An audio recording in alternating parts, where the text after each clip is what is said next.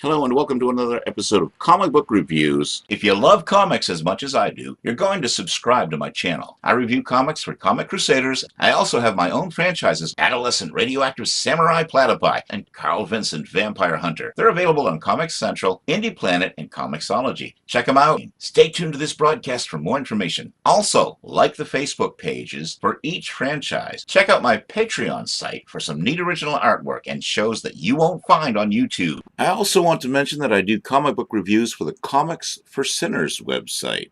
And now let's get on with today's show. Today we're going to review two female heroines, Batgirl and Jungle Queen Sheva.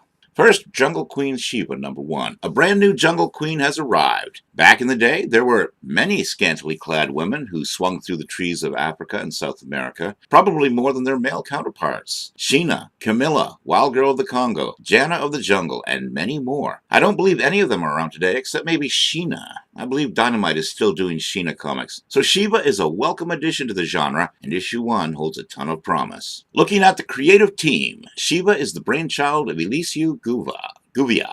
I hope I'm pronouncing this name right. My apologies if I'm not. Elisu Guvia. The opening pages of issue 1, a story titled Woodlings, shows the protagonist at home in the trees of her native land, Kivoli, Valley of Shadows, a place, it's said, where legends come to die. The opening shows our heroine saving a young child from a lion. Unlike many jungle characters, Sheba doesn't kill that lion. A more compassionate character unfolds. This jungle girl cares about the creatures in her land as well as its people. Then Sheba's land is being invaded by some Amazon warriors, seeking the heart of Apollo, which they believe Sheba and her people know about even though they don't. I love the action that sets the stage from page 1. The issue brings us a different type of jungle girl and makes it a compelling read. In addition to the aforementioned compassion for all creatures great and small, we're also shown a tree dweller that won't tolerate insolence from outsiders and will defend her people to the death if need be. Tough, but compassionate. One regular character of this title is Hodari, who appears to be an ancient witch of some kind, which adds a mysterious element to the proceedings. But is she friend or foe? Sheba needs to consult her, but there seems to be somewhat of a contemptuous relationship between the two, keeping the reader on their toes concerning this character. I love the unpredictability of this title, making it different from any title on the market. Great stuff includes Sheba's surprise at the enemy invading her land, and Hodari's inadvertently giving Sheba the answer she seeks to who the invaders are. Guvia, the artist, brings a fresh, zippy style to the title, which makes it easy on the eyes.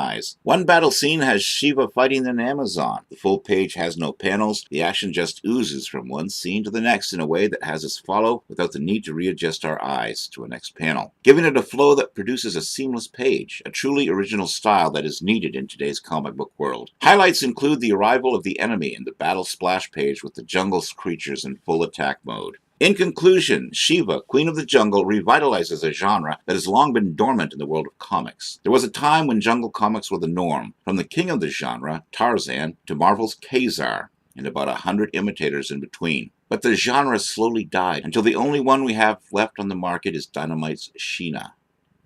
Until now. This is a great introductory tale with a neat little twist at the end, and it promises to reinvigorate the jungle genre in a unique way. 4 stars, 9.2 rating from this comic book reviewer. And now let's look at Batgirl number 34. This issue opens with the Shark, Vulture, and Fox contemplating their latest loss. It was thought that Cormorant would silence Alejo's Backgate talk, but that backfired and it became part of her campaign. She nearly got elected and he lost his life, but the Fox assures the gangsters that he has enough pull in Congress to sway things their way. It's essential for them in order to move up to the bigger leagues. Will they be able to pull it off? Or will Batgirl discover who is behind this crime? Looking at the creative team, Margaret Scott weaves an awesome tale of political intrigue. After we leave the rogue's lair, we catch up to our heroine as she settles into another day at the office. Congresswoman Alejo's office. An unsavory package arrives which causes panic in the office. An upset Barbara Gordon contemplates her usefulness. This issue gets more compelling as Barbara's father, Commissioner Gordon, signs on board. Scott creates tension between father and daughter as the commissioner quips sarcastically that, unlike what Alejo told Gotham's voters, the Gotham police can get the job done. The friction between Gordon and the Congresswoman keeps us turning the pages and makes for a compelling read. Since Barbara volunteers for the Congresswoman, that leads to friction between father and daughter, which escalates into a torrid conflict. The action quickly picks up as Barbara turns into Batgirl and is hot on the outlaw's trail. Great stuff includes her male companion, Jason, going to her apartment, only to find that she's about to be evicted. Also, the showdown between Batgirl and the Outlaws. Paul Pelletier and Norm Rapman find their stride as they create believable anthropomorphic characters without making them look silly. The three gangsters strike fear in the hearts of Gothamites and are quite scary in the process. The way Batgirl is drawn is typically athletic and looks good on the pages in between. Highlights include the splash of Batgirl staring at the clock tower and the final splash leading us into the next chapter. In conclusion, this is the first part of what promises to be a three-part tale of corruption and greed. The underworld is trying to manipulate the political structure of Gotham City, and Batgirl is the only one standing in their way. She's on the trail of the ones who have been threatening the Congresswoman, but at what cost? She winds up in a tight predicament that looks... no spoilers. To be continued. 3.5 stars, 8.3 rating from this comic book reviewer.